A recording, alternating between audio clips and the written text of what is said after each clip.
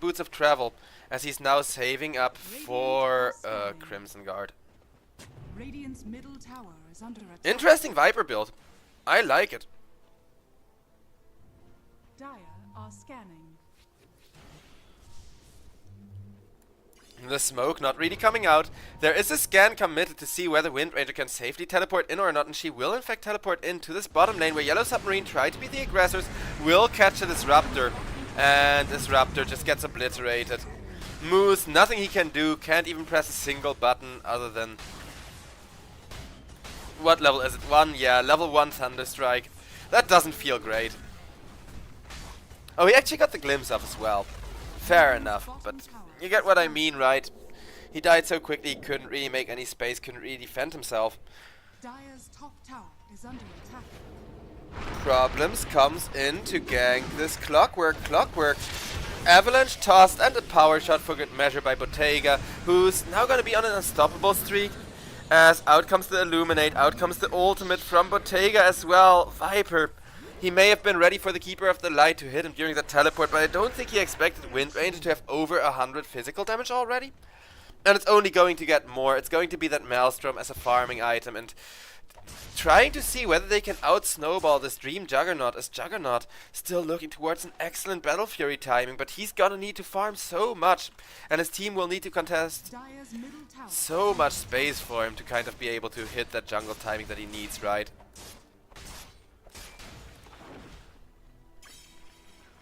Because right now it's not just about when do you get your Battle Fury, it's about what can you do with the Battle Fury, and that second part is what worries me. Nefrit, meanwhile, goes for the Helm of the Dominator. That thing has not fallen out of fashion on those beefy offlaners. It is really good still. Radiant's middle tower is under attack. And I do hope we get more changes, like more big patches from this new map and the new heroes. But with the new talent rebalance, all of the heroes need to be like kind of balanced from scratch, if that makes sense, because a lot of them have become so fast and so overwhelming. Wind Ranger honestly being one of them, just because of that extra second of power shot.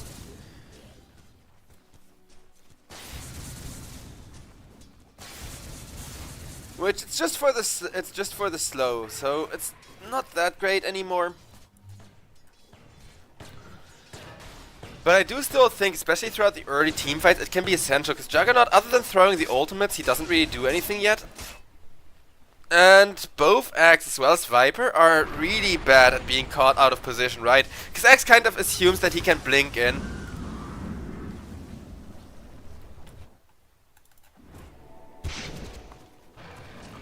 Wind Ranger with that Maelstrom ready, now having an insane amount of farming speed, is immediately going to use that farming speed to save up for BKB.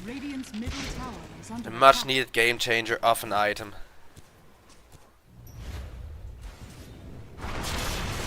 Out comes a massive ultimate from the Disruptor onto 2.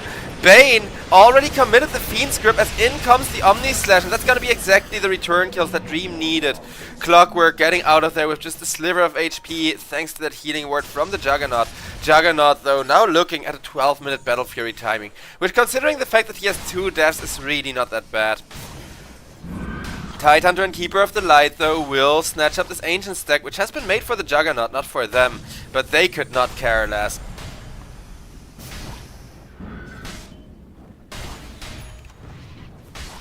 Massive money for the Tidehunter to accomplish a really good pipe timing for himself, to keep this squishy Bottega alive and in the team fights, because right now Bottega is just kind of taking his time farming up. But he is the faster hero than Juggernaut, right? He does kind of need to outscale the Juggernaut, because MKB is such a big issue. Abyssal Blade at some point is going to be a really good option once Juggernaut has the Aghanim Scepter. Like I said, there's a lot of items that Juggernaut needs, but if he gets all of them, he's terrifying against the Wind Ranger still.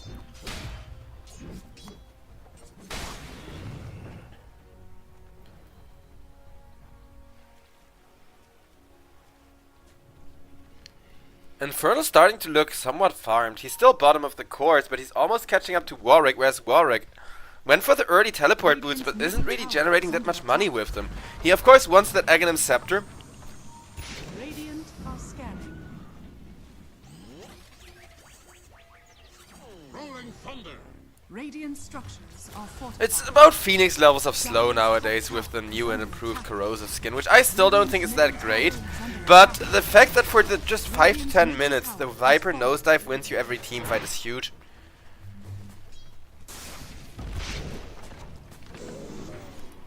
Wind Ranger comes in to not just defend top, but make sure she gets those extra 100 gold.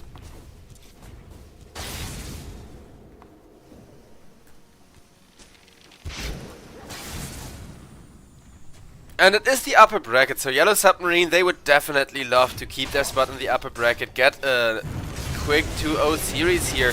Though as I say that, out comes a beautiful ultimate from the Disruptor, and then that break immediately followed up with by the Viper, making sure that they have more than enough damage to kill off the Tidehunter here. Under attack.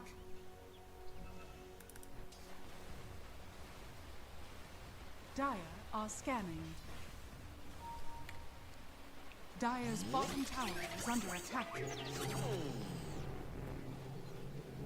Wisdoms will both end up going the Radiant's way, with Moose basically sacrificing himself for that one. He's trying to go for a very ambitious TP, but he'll make it! The glimpse on Tiny was just far enough, and Moose gets tipped for that, well deserved.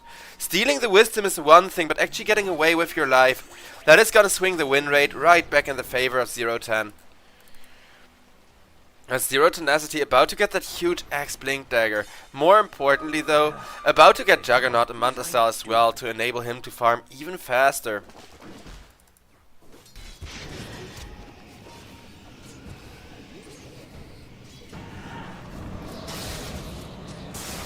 Well, Clockwork. Fiend Script, Machine Gun down, Bottega now on a monster kill streak already. He's going 8 for nothing, which is just huge. BKB is going to come on in.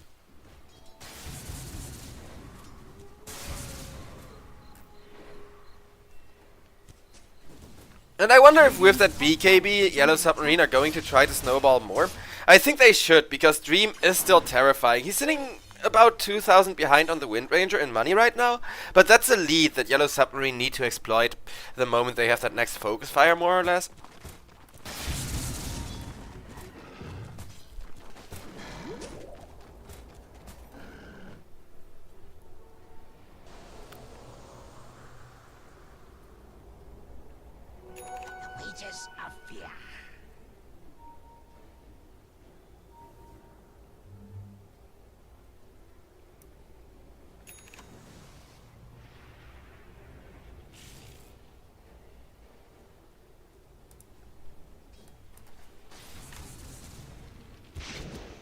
Radiant are scanning.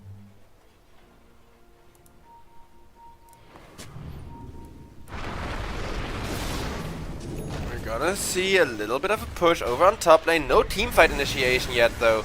As Clockwork will try to scout his own triangle, is forced to hookshot out defensively, as that was at least the last charge of Keeper of the Light Spirit Vessel. But it will be the top tier 1 tower taken down by Yellow Submarine opening up the map more, depriving Juggernaut of his farming space slowly but surely. Warwick meanwhile on the Viper, this close to the Aghanim Scepter, but is basically being hunted for permanently. Yellow Submarine still doing an excellent job of keeping the tempo, keeping that gold lead growing. As you can see, the win rate still says 0-10 got this, simply because Viper and Juggernaut are too good in the late game going against the Wind Ranger. And I kind of agree with that assessment, since once you have an MKB and a Basher on the Juggernaut together with your Aghanim Scepter, that's when you're gonna be really huge at just jumping on top of the Wind Ranger, stun locking her up. Even better with Abyssal Blade, because then you can activate Abyssal Blade during Omni Slash. But yeah, you can stun lock her up while the Wind Run does nothing.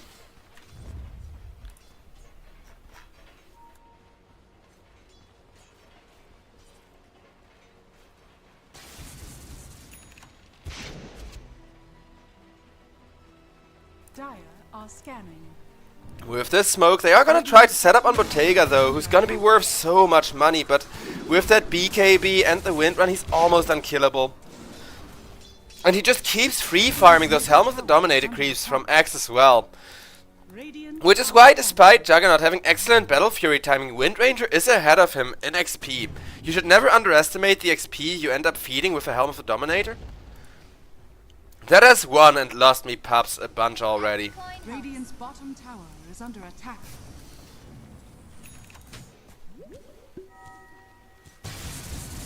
Wind Ranger.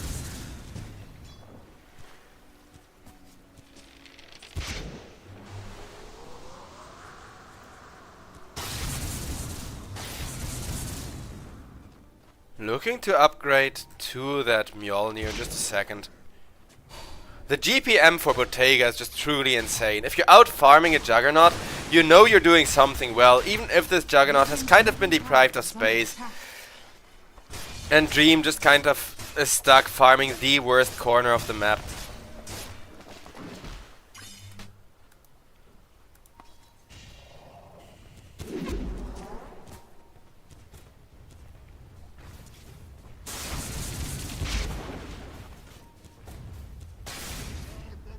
Nefrit.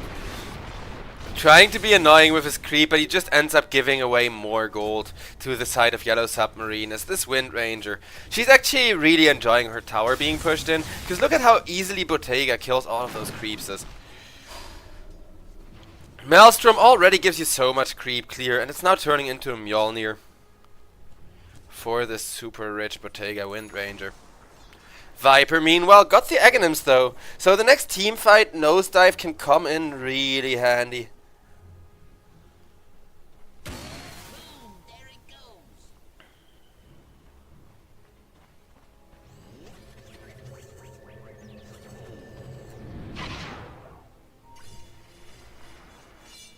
Dire's bottom tower is under attack. 5-man smoke up from the side of 0-10. 0-10, they need a good initiation. They do have that rocket flare to kind of scout everybody out, but there is a Ravage ready on the Tidehunter. And Infernal, he just needs to hit a good ultimate in order to completely turn the team fight around. No initiation yet, but the smoke is there and Tormentor is gonna spawn. So this massive bounty of gold is available for Yellow Submarine. Yellow Submarine, they shoot down the creep from X who was sent forward to scout. Infernal will not be discovered on the high ground. Okay, he will. Second creep coming in. Things are tense. 0-10, if they can get a good initiation with the Omni Slash, they can get such a free Tormentor here with the Healing Ward. But you need to get the initiation first. And you need to kind of drive Yellow Submarine out of this top corner of the map, which they have been holding on to so valiantly.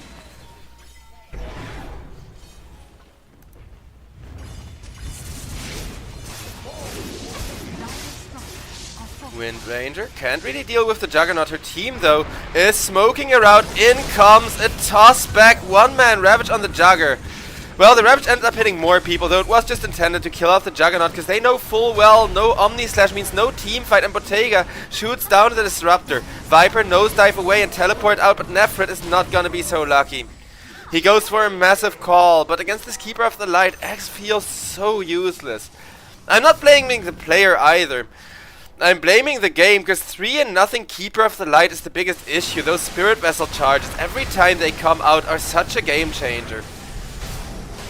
And that's going to be a Tormentor just taken down by the side of Yellow Submarine. Yeah, this time around even the win rate agrees with me that Yellow Submarine are now favored. Because this is like, what, 4,300 lead that Wind Ranger has going on against the Juggernaut right now.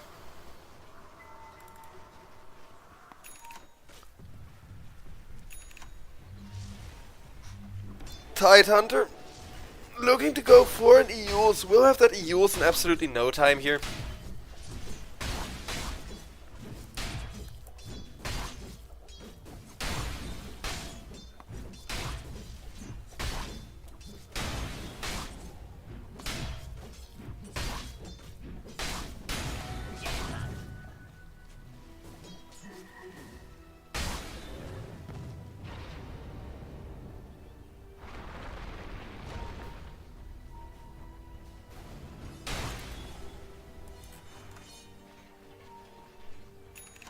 Dire's bottom tower is under attack.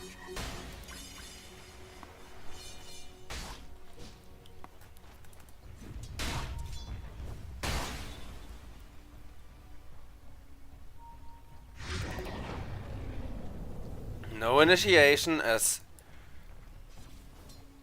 This time around the Radiant actually have some okay-ish vision. Mostly this ward scouting out people retreating into the triangle. But it looks like 0-10 they still have that Omni Slash. They're still rearing to go with a 5-man smoke, including that axe creep. The creep will get scouted out.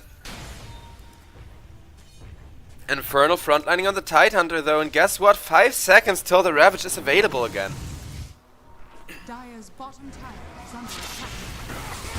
Axe goes for a call onto Tiny. Tiny locked out of position and broken up by the Viper. He's just going to go down. Bottega though gets the kill stolen from him by Keeper of the Light, but can just take the Cox. Has the Healing Lotus, has the BKB, has the Aghanim Scepter already done. This Wind Ranger just free carrying the game right now. As Viper gets caught with the Fiend's Grip. And Wind Ranger knows, hey, Fiend's Grip has been committed. There's no need for any other resources to go into that kill. So the power shot, or the Focus Fire plus Power Shot will be available for Nephrit. They don't even need the Power Shot with how fast Focus Fire finishes the job. And mid tier 2 now set up on 4. A lot of damage by Wind Ranger as well as the Tidehunter.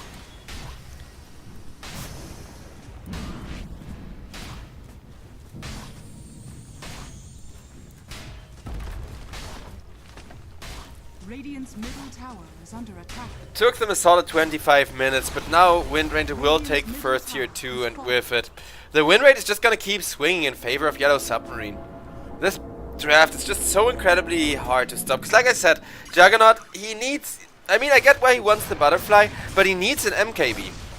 Like, you need MKB plus Aghanims, but building the Aghanims without the Butterfly feels bad, right? Because you don't have the attack speed to really benefit from that Swift Slash all that much. Ooh, Disruptor. Nightmared up just in time by the Bane as Moose gets taken down. Almost a clean escape, but almost is not quite enough when it comes to these games of Dota.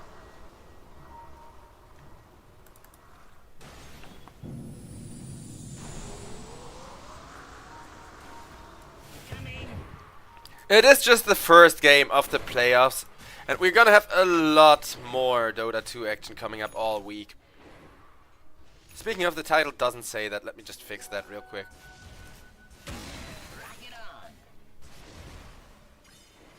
Initiation. Because I've been hyped for the playoffs, and I'm so happy that a new patch came out just in time for them as well. I think so are a lot of these players competing here. Dire's bottom tower is under attack. As Roshan is slowly being done.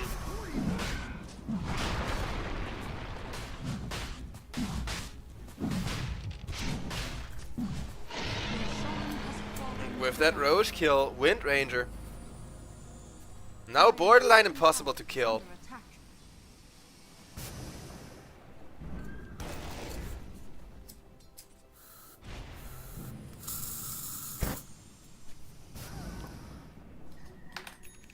Dire's middle tower is under attack. Just cutting the mid creep wave, forcing everybody to go back and not really be able to look for a kill on the side of Yellow Submarine here.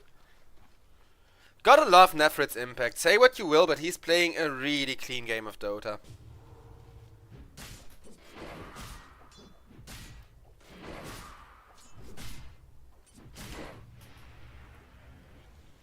Viper wants the Shiva's Guard to have the best synergy possible with that nosedive in.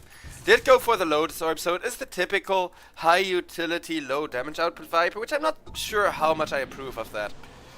Radiant are scanning. Because on the one hand, with Juggernaut, the utility is much appreciated. On the other hand, I'm not sure how much we all trust Dream to be the sole person responsible for outputting all of the damage.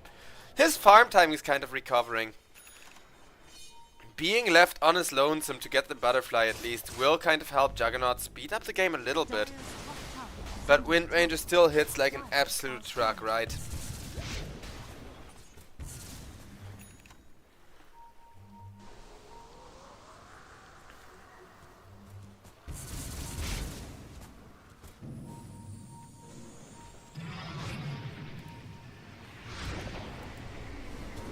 Clockwork once again stuck out of position, this time around not walking out of his cogs, but instead walking straight into Bottega's Wind Ranger and the second tier 2 tower. It's being shelled down so fast by these arrows.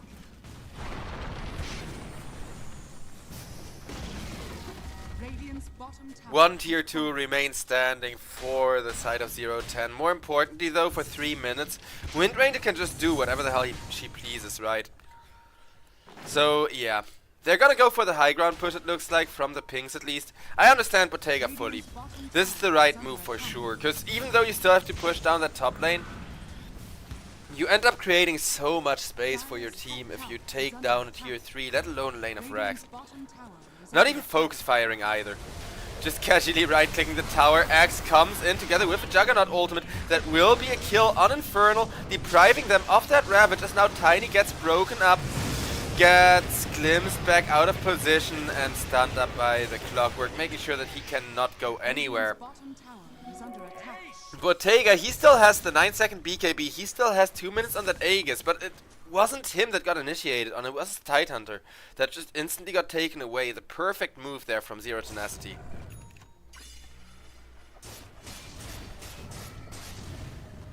Dream saving up for that Aghanim Scepter. We are gonna see that Swift Slash come out in just a moment. Oh, Warwick though. You, my friend, took a fight that you cannot win. Well, maybe he has 2 teammates on the way, but there is the 9-second BKB from the Wind Ranger being activated just to have the Viper kill. And there's not enough BKB left to teleport out. What will you do, Bottega? Bottega literally 1 versus 4ing this right now. Invis or no Invis, he will lose the Aegis. Does not have teammates coming in. You got a Wind Run and a Healing Lotus. Is that gonna be enough to save Bottega here? I don't think so, but look at the damage he does to Desire. Healing Lotus is still available for him. Juggernaut hits like an absolute truck. Wind Run out just to make a little bit of space. Bottega hoping his teammates can get there in time. Tidehunter comes in. But it's just a split second too late. If he would have come in like a second early, he could have just instant ravaged and let Wind Ranger finish that team fight. Instead, Bottega dies, and with it, Infernal will die as well, suffering a fatal case of Save Your Body syndrome. And according to Dota, this game is now super 50-50. I'm not sure if I'm 100% in agreement, but the Juggernaut MKB is gonna be such a huge timing, because BKB or not, just being able to hit the Wind Ranger in her Wind Run is already gonna be such an absolute game changer.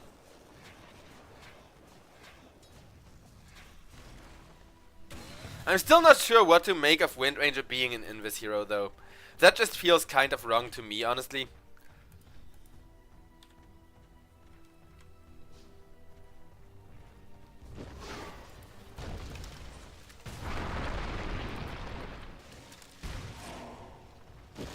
Dire's bottom tower is under attack.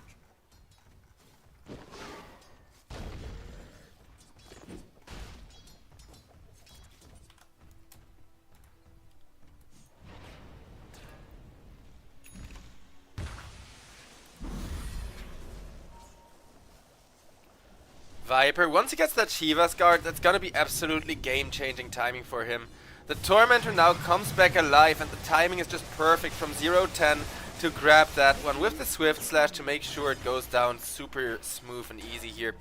Moose gets given the shard. It's not an amazing shard. It can be kinda good. It's especially the extra tick that you get that makes it huge, because it basically means no downtime on the Thunderstrike. Out comes a massive smoke this time around though. Yellow Submarine, they know they're on the clock here, and they know that late game against Juggernaut is just gonna be too terrifying. Wind Ranger going for an MKB of her own just to make sure that she can win 1v1s against Juggernaut with that butterfly being there for him. Game of MKBs, but usually when you see 2 heroes like Juggernaut and Wind Ranger, or any 2 butterfly heroes for that matter matchup, they are kind of mandatory. Anything above 25% evasion and MKB is mandatory on the carry. Hell, even 20% evasion is enough to kind of tempt you, isn't it?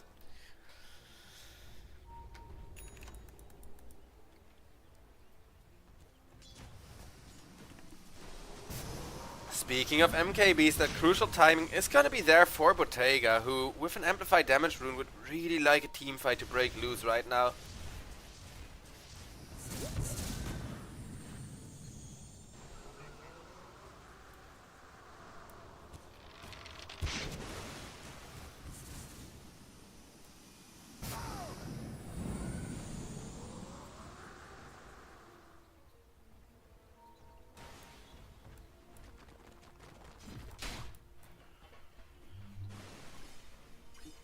Both teams holding on to their respective half of the Radiant map.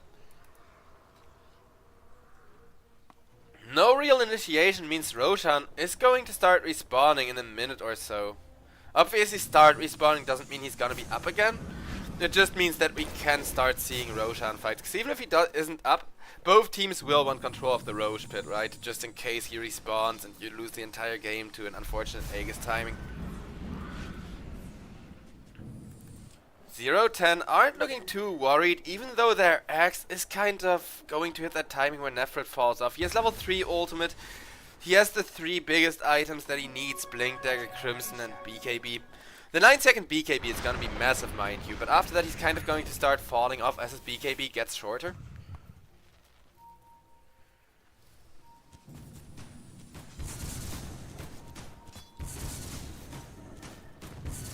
Bottega, meanwhile, going for a Diffusal Blade. Interesting choice.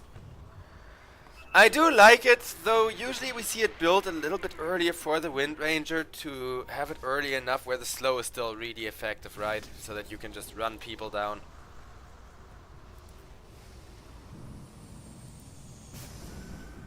They just need one good toss into Ravage, though. That's all Yellow Submarine require to win a team fight. And they are 22-9 ahead because they have been getting really good initiation starting out the game with. Dire's middle tower is under attack. Wisdom gets taken, they are being scanned out, but Yellow Submarine. No to retreat in time as Zero Tenacity are wrapping back around. Ooh, hookshot off the mark. Rocket Flare will scout out the Tidehunter, and Keeper of the Night is gonna be the one initiated on, but Tidehunter goes for a massive Ravage, forcing an early BKB from Nephrit and stunning up everybody else. Infernal is gonna die to the Juggernaut for that one. Bane, though, gets the Fiend's Grip off on the Juggernaut, doing his job here as Wind Ranger comes in, wants to kill off Dream. Dream, though, goes for the Omni on Bottega. Bottega cut into thin ribbons by Zero Tenacity here as Dream. He wants to go for more. The fight is so chaotic with the high ground, but it will eventually be enough for Juggernaut to not just get a double, but potentially even a triple kill here. Okay, Warwick takes the last one with the damage over time. But, oh, ladies and gentlemen, that is so rough because Roshan is up immediately. And look at how fast Dream can take it. This may be 0-10 taking game number 1 after all, if they can just keep bringing this aggression and this level of domineering force across the map.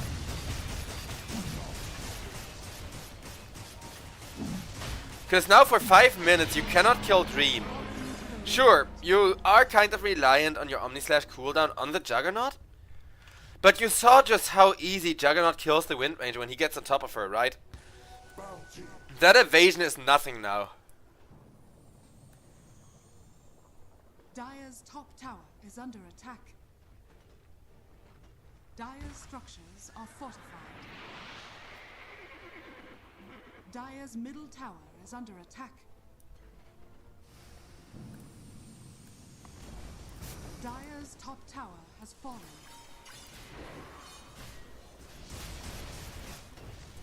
Top tier 2 push down. Mid tier 2 is open for grabs.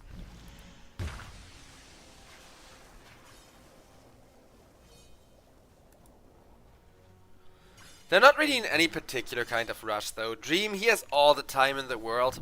His main issue is that he can't get that much more fat. So just not losing the Aegis is gonna be the best thing he can do basically. As the mid tier 2. Chopped down rather easily by the Juggernaut.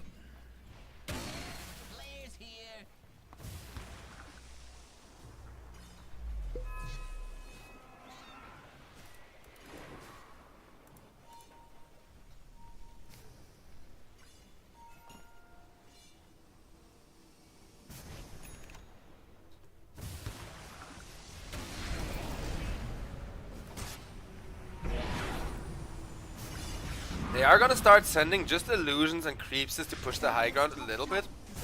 It's not gonna be much damage against the tower though, as Infernal. He's risking it all to cut the creep wave. And teleports out in time. Nicely done by the Tide Hunter. Just wasting Aegis time, forcing everybody on the side of 0-10 to escort this creep wave. I was right to be so excited for the playoffs though. So far they have been delivering.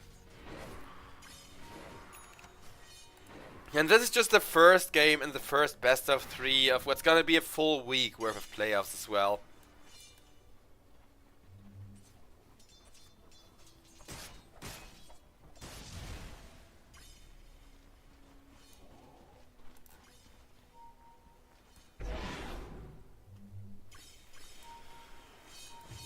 Two minutes left on the Aegis. Time is ticking. And Bottega is still terrifying. Because keep in mind, this Wind Ranger, she can basically still free farm. She can basically still maneuver the map so well using invisibility and frequent teleports. And 0-10, they know one Wind Ranger catch and they can turn this game around, but you cannot waste the last 2 minutes on the Aegis just hoping you catch a Wind Ranger out of position, right?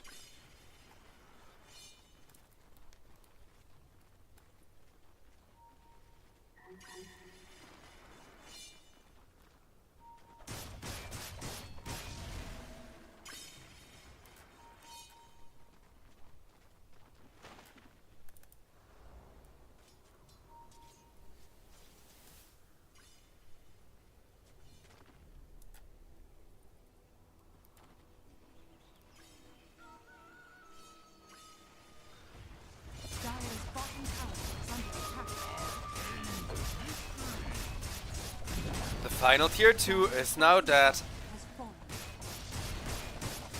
Dream, even given that wolf creep, just for that extra little bit of damage that he gets. It's 20%, that's definitely not little in this case, that's like 45 damage or something like that.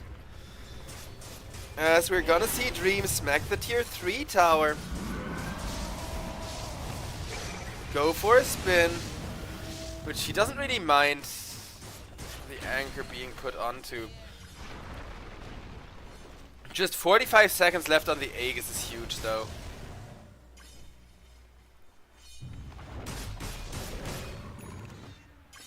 Interestingly enough, Dream's last item is gonna be the Skadi.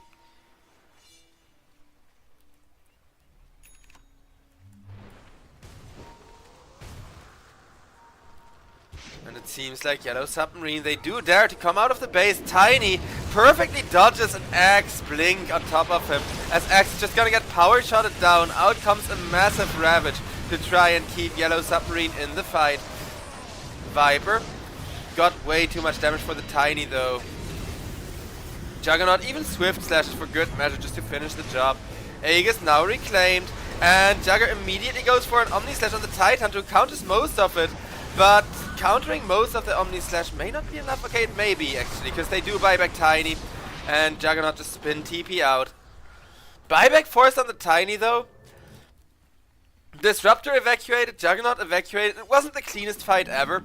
It started off really well for 0-10 with that Tiny kill, but the huge Ravage just kind of turned it upside down. Infernal made sure this time around his ultimate lands, and it landed exactly where it needed to. Radiant's courier has been killed. Jugger just goes and finishes off his Eye of Skadi there.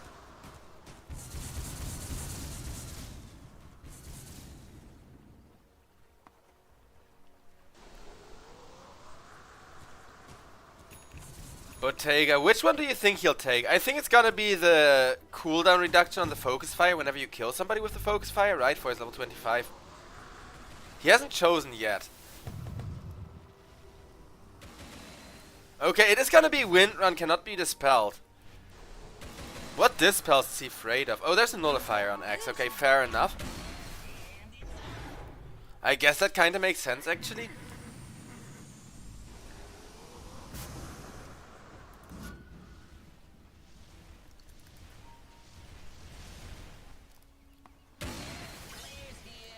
Dream, meanwhile, basically 6-slotted. He can replace his boots with a Blink Dagger and the Battle Fury with some other damage item.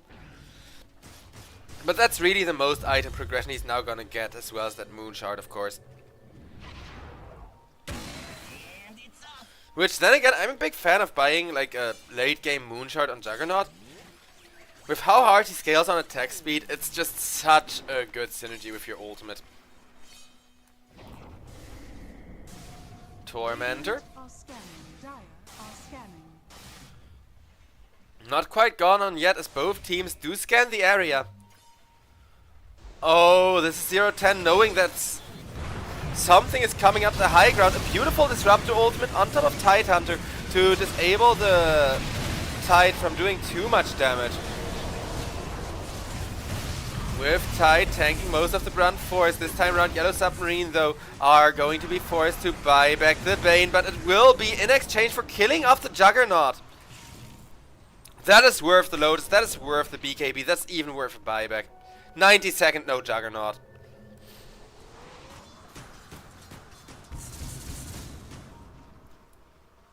As Yellow Submarine, let's see what they do with all of that space, because Tormentor is still up. Roshan can start respawning any second now. Okay, this is actually going to be a really long Roche respawn. The final tier 2 on the entire map is being besieged now, though. Tower is under attack. As Bottega amplified damage rule is gonna be so scary. Wind Ranger now just has the potential to instantly kill anyone or any tower for that matter. Radiant structures are fortified. Radiant's Fortification immediately forced out. It's 40 seconds no Juggernaut though. And 40 seconds without your hard carry is a long ass time while your tower is already taking damage. Crimson Guard is kinda buying some time, but not enough for these Mediraxes to live, that much for sure. Radiant's middle barracks has fallen. Radiant's middle barracks has fallen. May the light Tiny even goes for a defensive toss back, just kind of respecting, hey guys, Juggernaut can be back any second. The same can be said about Roche, but we actually know, sitting in the caster slot, that it's gonna be like 2 minutes.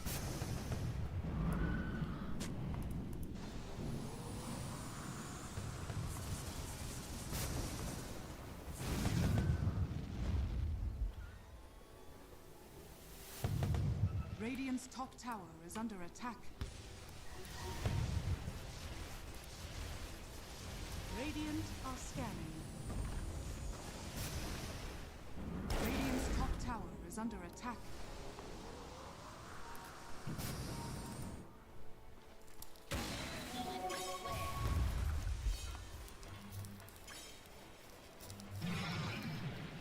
Five-man smoke up in from the triangle they go, not quite catching the Viper. Tiny hook shotted up upon Lotus Orb to protect him from the Viper ultimate. Viper didn't self-ult there, but Tiny is fine. Viper's feed script up now.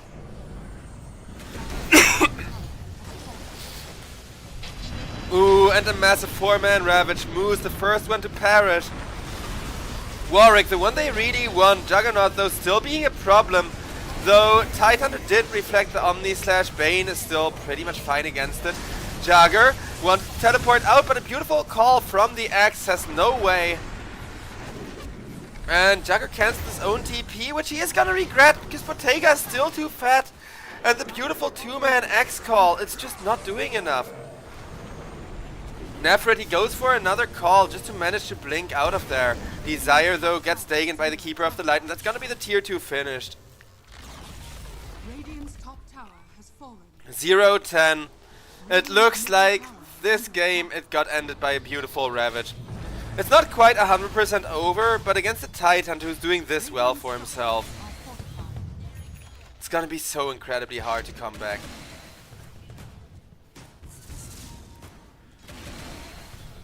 "60 seconds till Ravage, so Wind Ranger does need to be a little bit careful pushing in, but with the focus fire, who cares?" Radiant's top tower has fallen. Radiant's top barracks are under attack. Second lane of Rax now taken down in favor of Yellow Submarine. Radiant's top barracks has This is fallen. exactly the kind of start that they wanted for themselves.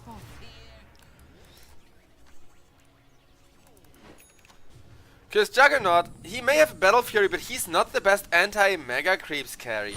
He may have a really good matchup against this Wind Ranger, but it's not just the Wind Ranger that he has to deal with, right? There's a Tide Hunter, there's the Keeper of the Light.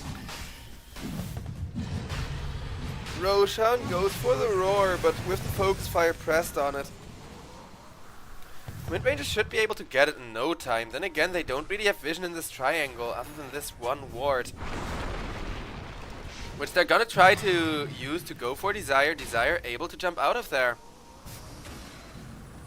And back into the pit, Wind Ranger goes with, you've never guessed it, a second Focus Fire. 30-second Focus Fire cooldown is just insane. Wind Ranger makes sure to finish the Aegis, Moose comes in, drops a massive ultimate into the Roche pit. Immediately dies for that. Oh no, Bottega! He got axed with the Blade Mail reveal. Lost his Aegis immediately though. Axe is dead for 85 seconds. Can Yellow Submarine clean this up? It looks like it with Warwick. They even waste the Ravage for him. That's how unafraid of ending this game they are now. Zero Tenacity has a Refresher Shard. Will get Jugger ulted on. Ooh, and barely escapes with just a sliver of HP. Swift Slash comes out as well, killing Infernal, killing the Bane. Infernal immediately buying back.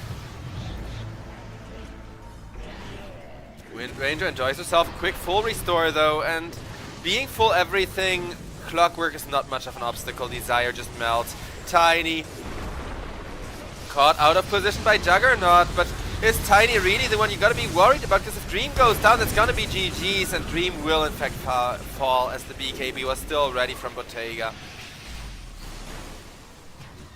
Bottega, he used the Aegis, he used the cheese, he used the Refresher Shard, but only now did he use the double BKB.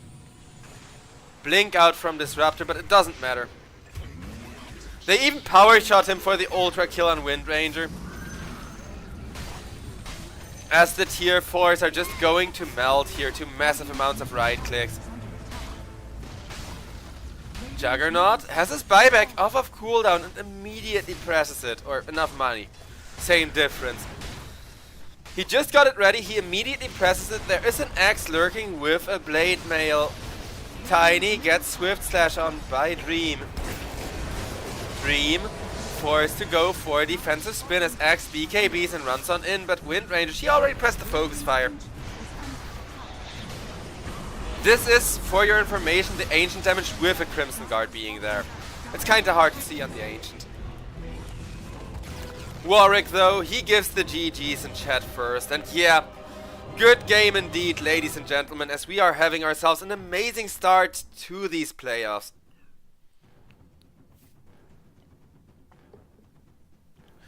We can check just a couple of statistics really briefly. Also, I'm not surprised that Dream has his Juggernaut on level 30. Honestly, if Wind Ranger didn't go for such an early BKB and for such a monumentous start, I think that Zero Tenacity could have definitely won this. Like, Juggernaut was doing fine. Nefrit was doing okay, I guess. But honestly, there was just so much work to be done against these beefcakes. Like, I think the biggest job for the side of Yellow Submarine was Tiny and Tidehunter, tanking all of the Juggernaut ultimates, tanking all of the Omni Slashes, tanking all of the spins.